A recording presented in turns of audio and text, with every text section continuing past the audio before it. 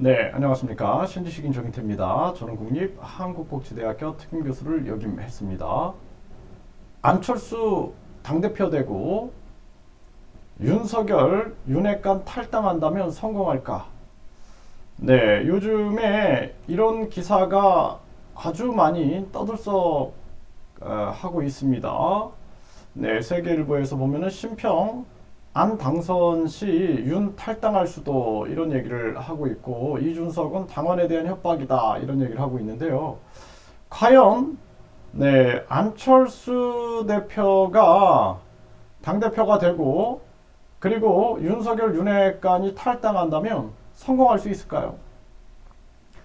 저는 참 이해가 안 되는 게 이 안철수 후보와 윤석열 후보가 단일화를 했잖아요.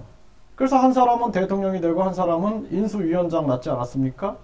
그 서로 권력을 나눠야죠.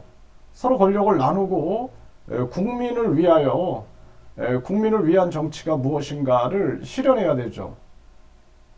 그럼에도 불구하고 이 지금 모습을 보면은 한참 잘못 흘러가고 있는 거예요. 절대 나누지 않는 거죠. 그래서 안철수 후보가 윤석열 단일화하고 나서 그리고 나서 그 당에서 국힘이라는 당에서 하나로 섞여가지고 국민을 위한 그러한 정치를 해나가야 되는 것입니다. 그게 국민의 선택이었던 거죠. 그럼에도 불구하고 안철수 당대표 되면은 윤 대통령이 탈당할 수도 있다 이런 발언이 나온다라는 게 아주 웃기는 얘기다 저는 그렇게 생각을 하고요. 그러니까 오직 국민 생각은 없고 권력에 대한 탐욕만 있는 게 아니냐 이런 생각을 안 할 수가 없어요. 그래서 이 심평이 김기현 후원 회장이라고 하는데 이런 발언은 굉장히 위험한 발언이다. 그러니까 이준석 대표가 이 부분에 대해서 당원 협박이다라고 강하게 비판을 하고 후원회장 사퇴하라라고 얘기를 하고 있는 거죠. 만약에 윤석열 대통령하고 윤핵관이 탈당했다 그러면은 국민들이 지지할까요? 아니 윤핵관을 국민들이 지지한다고 생각합니까? 네. 지금 그나마 윤 대통령이 버틸 수 있는 것은 국힘 안에 들어와 있기 때문에 버티는 겁니다.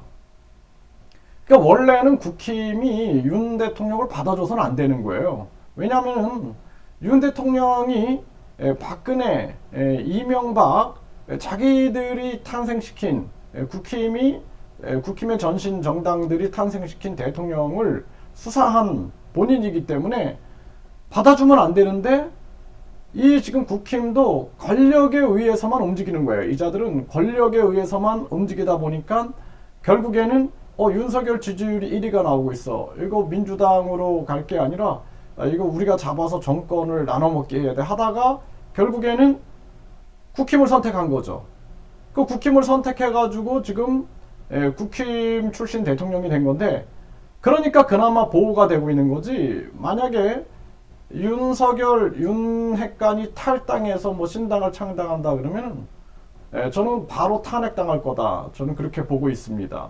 그렇기 때문에 윤 대통령과 윤핵관은 정신 차려야 된다라고 저는 생각이 들고 윤 대통령도 국민 주권 정치를 해야 돼요. 대통령 뭐 5년 하고 내려오면 그만 아닙니까? 그러면은 이 나라 미래를 위해서는 국회의원 국민 소환제 필요하다.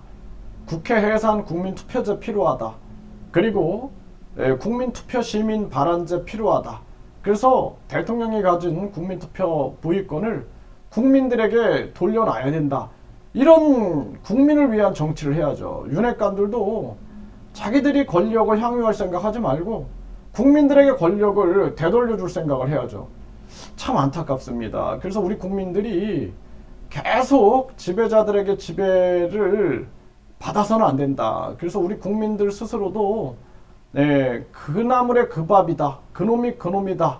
맨날 반복하지 말고 계속해서 국민투표 시민발언제, 국회 예산 국민투표제, 그리고 국회의원 국민소환제를 계속 외쳐야 된다. 저는 그렇게 말씀을 드립니다.